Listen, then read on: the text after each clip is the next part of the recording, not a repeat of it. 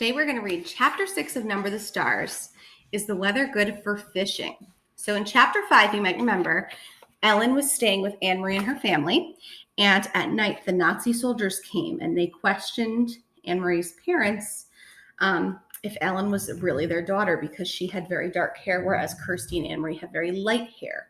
And luckily they had a picture of Lisa as a baby, who is Anne-Marie's sister who passed away in an accident, and she had very dark hair when she was a baby. So they were able to convince the Nazi soldiers that Ellen was their daughter. So Chapter 6, is the weather good for fishing? We must think what to do, Papa said. They are suspicious now. To be honest, I thought that if they came here at all, and I hoped they wouldn't, that they would just glance around, see that we had no place to hide anyone, and then would go away. I'm sorry I have dark hair, Ellen murmured. It made them suspicious. Mama reached over to Ellen and took Ellen's hand. You have beautiful hair, Ellen, just like your mama, she said. Don't ever be sorry for that. Weren't we lucky that Papa thought so quickly and found the pictures? And weren't we lucky that Lisa had dark hair when she was a baby? It turned blonde later on when she was 2 or so. In between, Papa added, she was bald for a while. Ellen and Anne-Marie both smiled tentatively, but for a moment, their fear was eased. Tonight was the first time Anne-Marie realized suddenly that Mama and Papa had spoken of Lisa, the first time in 3 years. Outside, the sky was beginning to lighten. Mrs. Johansson went to the kitchen and began to make tea. I've never been up so early before, Anne-Marie said. Ellen and I will probably both fall asleep in school today. Papa rubbed his chin for a moment, thinking. I think we must not take the risk of sending you to school today, he said. It is possible that they will look for Jewish children in the schools. Not go to school? Ellen asked in amazement. My parents have always told me that education is the most important thing. Whatever happens, I must get an education. This will only be a vacation, Ellen. From now on, your safety is the most important thing. I'm sure your parents would agree. That's Mama's name. Papa called Mama in the kitchen, and she came on the doorway with a teacup in her hand and a questioning look in her face.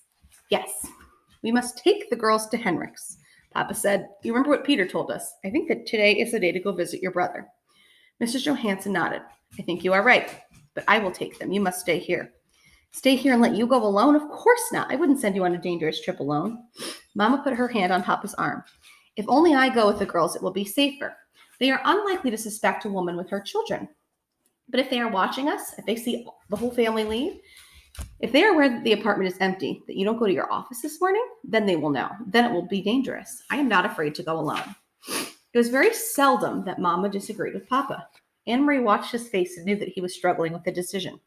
Finally, he nodded reluctantly. I will pack some things, Mama said. What time is it? Papa looked at his watch. Almost 5, he said. Henrik will still be there. He leaves around 5. Why don't you call him? Papa went to the telephone. Ellen looked puzzled. Who is Henrik? Where does he go at 5 in the morning, she asked. Anne-Marie laughed. He's my uncle, my mother's brother, and he's a fisherman, so they leave very early. All the fishermen each morning, their boats go out at sunrise. Oh, Ellen, she went on, you will love it there. It's where my grandparents lived, where Mama and Uncle Henrik grew up. It is so beautiful, right on the water. You can stand at the edge of the meadow and look straight across to the country Sweden. She listened while Papa spoke on the telephone to Uncle Henrik, telling him that Mama and the children were coming for a visit. Ellen had gone into the bathroom and closed the door. Mama was still in the kitchen, so only Anne-Marie was listening. It was a very puzzling conversation. So, Henrik, is the weather good for fishing? Papa asked cheerfully and listened briefly. Then he continued, I'm sending Ayn to you today with the children, and she will be bringing you a carton of cigarettes. Yes, just one, he said after a moment. Anne-Marie couldn't hear Uncle Henrik's words. Well, there are a lot of cigarettes available in Copenhagen now, if you know where to look, he went on, and so there will be others coming to you as well, I'm sure. But that wasn't true. Anne-Marie was quite certain it wasn't true. Cigarettes were the one thing Papa missed, the way Mama missed coffee. He complained often. He complained actually only yesterday that there were no cigarettes in the stores. That the men in his office, he said, making a face, smoked almost anything, and the smell was terrible. Why was Papa speaking that way, almost as if he were speaking in code? What was Mama really taking to Uncle Henrik, if not a cigarette? Then she knew. It was Ellen. So this isn't part of the story, but why do you think that they're speaking, not saying, I'm going to bring Ellen to you, Uncle Henrik, over the phone? It's just something to think about. The train ride north along the Danish coast was very beautiful. Again and again, they could see the sea from the windows. Anne-Marie had made this trip often to visit her grandparents when they were alive, and later, after they were gone, to see the cheerful, suntanned, unmarried uncle whom she loved. But the trip was new to Ellen, who sat with her face pressed to the window. watching the lovely homes along the seaside and the small farms and villages. Look, Anne-Marie exclaimed and pointed to the opposite side. It's Klampenborg and the deer park. Oh, I wish we could stop there just for a little while.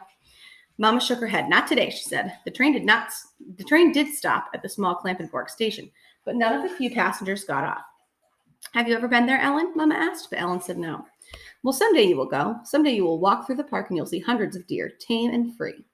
Kirsty wriggled to her knees and peered through the window. I don't see any deer, she complained. They are there, I'm sure, Mama told her. They're hiding in the trees. The train started again. The door at the end of the car opened and 2 German soldiers appeared. Anne-Marie tensed. Not here on the train, too. They were everywhere. Together, the soldiers strolled through the car, glancing at passengers, stopping here and there to ask a question. One of them had something stuck in his teeth.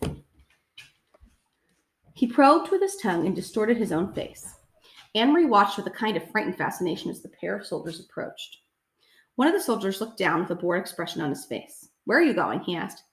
Gillihy, Mama replied calmly. My brother lives there. We are going to visit him. The soldier turned away and Anne-Marie relaxed. Then without warning, he turned back. Are you visiting your brother for the New Year? He asked suddenly. Mama stared at him with a puzzled look. New Year, she asked. It is only October. So if you remember earlier in the text, Ellen was celebrating the Jewish New Year, which is in October, versus the normal New Year that we celebrate, which is on December 31st, New Year's Eve, and the New Year's Day on January 1st. So Mama stared at him with a puzzled look. New Year, she asked. It is only October. And guess what? Kirsty exclaimed suddenly in a loud voice, looking at the soldier. Anne-Marie's heart sank and she looked at her mother. Mama's eyes were frightened. Shh, Kirsty, Mama said, don't chatter so. But Kirsty paid no attention to Mama as usual. She looked cheerfully at the soldier, and Anne-Marie knew what she was about to say. This is our friend Ellen, and it's her New Year. But she didn't. Instead, Kirsty pointed at her feet. I'm going to visit my Uncle Henrik, she chirped, and I'm wearing my brand new shiny black shoes. The soldier chuckled and moved on.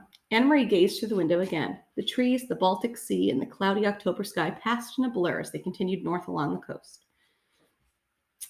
Smell the air, Mama said when they stepped off the train and made their way to the narrow street. Isn't it lovely and fresh? It always brings back memories for me. The air was breezy and cool and carried the sharp, not unpleasant smell of salt and fish. High against the pale clouds, seagulls soared and cried out as if they were mourning. Mama looked at her watch. I wonder if Henrik will be back yet, but it doesn't matter. The house is always unlocked. Come on, girls, we'll walk. It isn't far, just a little under 2 miles, and it's a nice day. We'll take the path through the woods instead of the road. It's a little longer, but it's so pretty.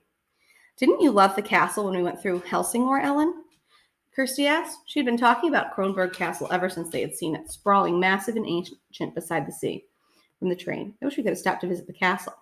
Kings lived there, and queens. Anne-Marie sighed in exasperation with her little sister.